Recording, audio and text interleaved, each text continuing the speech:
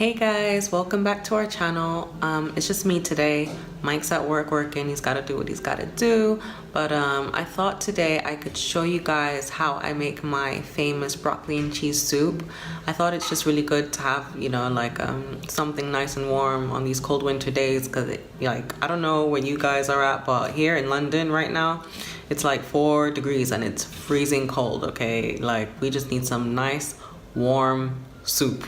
Okay, soup will make everything better. So yeah, I'm gonna show you guys how I make my soup. So let me know if you guys like it, and also share your recipes, because I'm always up for trying some, you know, new recipes and stuff. So let me know in the comments, and yeah, let's get started. You're gonna need double cream.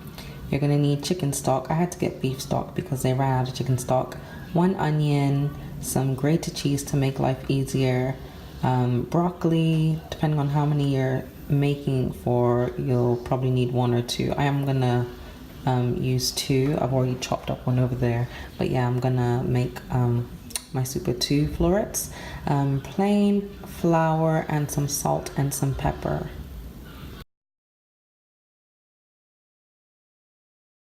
So first things first, you want to chop up your broccoli florets. Make sure, you know, they're nicely chopped. You don't want them to be too chunky.